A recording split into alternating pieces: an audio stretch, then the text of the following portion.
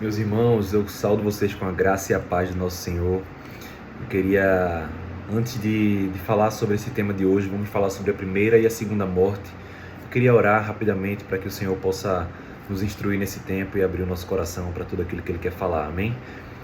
Senhor Deus, eu quero te clamar que o Senhor venha aqui preparar os corações, Senhor, para receber a Tua porção, a Tua palavra, Senhor, e a Tua instrução, Pai. Espírito Santo, que o Senhor possa nos ensinar, Senhor, todas as coisas para que nós possamos estar prontos, entender aquilo que o Senhor espera de cada um de nós, Senhor, como filhos Teus, como filhos obedientes à Tua palavra, Senhor. Então, conduz esse tempo, essa é a nossa oração e nós a fazemos em nome de Jesus. Amém.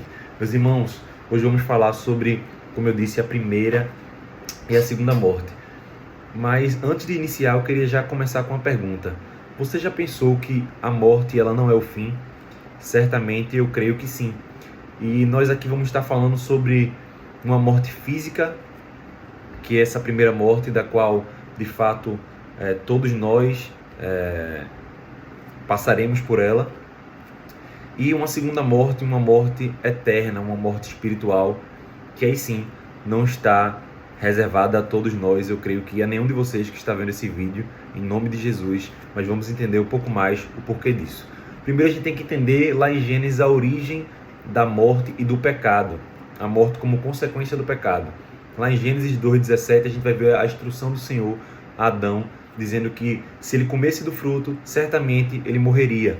E ele fala ali de uma morte sim física, mas também de uma morte espiritual causada pelo pecado. Então, em Romanos 5:12 a gente vai ver, eu vou até abrir esse texto para que você possa acompanhar junto com a leitura, mas o apóstolo Paulo ele vai dizer o seguinte, Romanos 5:12.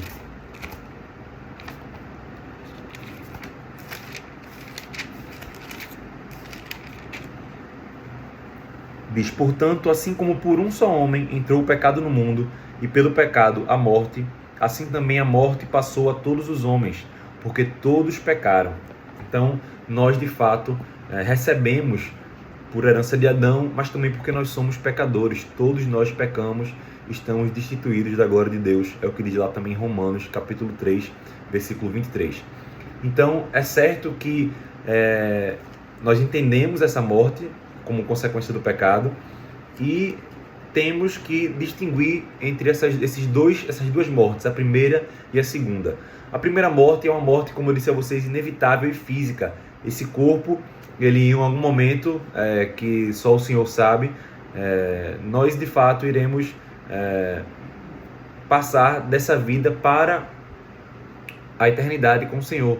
Nós vamos de fato, é o que diz lá em Hebreus 9:27, que após a morte, essa morte física, segue-se o juízo. Estaremos diante de Deus para o juízo e aí sim veremos se morreremos somente essa vez fisicamente ou também se teremos uma morte espiritual, que é justamente essa segunda morte. E eu queria ler alguns textos de Apocalipse.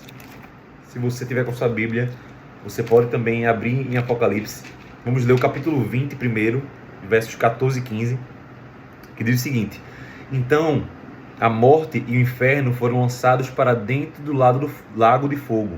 Essa é a segunda morte, o lago de fogo. Então, de fato, essa é a morte espiritual. Esse lago de fogo está se referindo a essa segunda morte. É, de fato, uma vida separada eternamente da presença de Deus.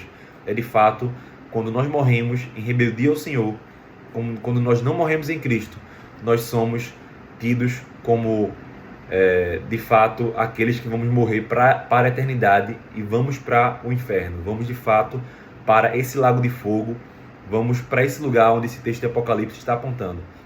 Em Apocalipse 21, versículo 8, vai dizer o seguinte: quanto porém aos covardes, aos incrédulos, aos abomináveis, aos assassinos, aos impuros, aos feiticeiros, aos idólatras e a todos os mentirosos, a parte que lhes cabe será no lago, que arde com fogo e enxofre, a saber, a segunda morte. Então, meus irmãos, aqui o texto bíblico ele é claro.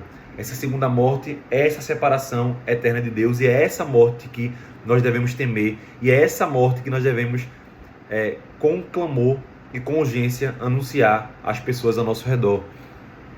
Precisamos entender que há sim esperança para nós que cremos no sacrifício e na ressurreição do nosso Senhor Jesus Cristo, que nós temos uma esperança eterna.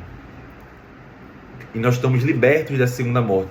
Vamos novamente ler o texto de Apocalipse, capítulo 20, verso 6, que diz: Bem-aventurado e santo é aquele que tem parte na primeira ressurreição. Sobre esses, a segunda morte não tem autoridade.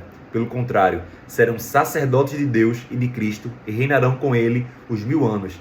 Então, meu irmão, o texto aqui está claro. Nós somos bem-aventurados, os santos do Senhor, aqueles que temos parte na primeira ressurreição, e essa segunda morte não cairá sobre nós, porque nós iremos de fato sermos sacerdotes de Cristo e reinaremos com ele durante 1000 anos, que é esse tempo do milênio. Em João 11:25 também temos essa promessa de que aqueles que morrem em Cristo não conhecerão a segunda morte. João 11:25 vai dizer o seguinte, o texto. Vou abrir aqui para que vocês possam também abrir aí para vocês. Vamos ler João 11:25-26, um texto muito conhecido lá no Evangelho de João, que diz o seguinte: E disse-lhe Jesus: Eu sou a ressurreição e a vida. Quem crê em mim, ainda que morra, viverá. E todo o que vive e crê em mim não morrerá eternamente. Crês nisto? Então, meus irmãos, é certo que aquele que crê no Senhor Jesus Cristo não conhecerá a segunda morte, não morrerá eternamente. Terá sim uma morte física, que é inevitável, a não ser, claro, que o Senhor volte antes disso e nós sejamos levados com Ele, mas é certo que a primeira morte é a morte física, nós passaremos, mas a segunda morte, meus irmãos, é para nós que cremos no Senhor Jesus, nós não passaremos por ela. E agora eu queria deixar para vocês uma reflexão final, para que nós como igreja possamos estar de fato refletindo, porque se essa segunda morte, ela de fato existe, e ela existe porque eu acabei de mostrar nas Escrituras, que é a verdade de Deus para todos nós, que essa segunda morte é uma realidade, nós precisamos entender que a essa realidade nós devemos uma resposta ao mundo. Eu e você, meu irmão, temos uma responsabilidade para com este mundo em anunciar essa notícia de que de fato nós, os homens, somos pecadores, estamos destinados a uma segunda morte, a não ser que creamos no sacrifício do nosso Senhor Jesus e na sua ressurreição. Aquele que crê em mim, ainda que morra, viverá eternamente. Será que nós estamos, meus irmãos, de fato vivendo a nossa vida cristã como quem crê nisso? Será que temos avisado as pessoas ao nosso redor que rumo elas estão tomando se de fato elas não crerem no Senhor? Será que estamos tendo esse olhar de compaixão para com aqueles que estão destituídos dessa graça do Senhor? Será que eu e você, meu irmão, temos tido essa urgência e essa compaixão de uma vida que olha para o perdido com misericórdia para pregar a boa nova do Evangelho para que ele não seja de fato alcançado por essa morte eterna?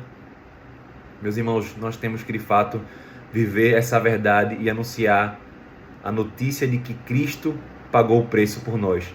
E que se Ele pagou, nós precisamos de fato crer nisso e acessar essa recompensa eterna que está em Cristo Jesus. Por fim, eu queria deixar uma frase para que você possa refletir. Se a segunda morte ela é real, eu já disse a vocês aqui pela Bíblia, ela é real. A nossa missão como igreja não pode ser outra, senão anunciar a vida em Cristo com todo fervor, urgência e compaixão. Que Deus te abençoe.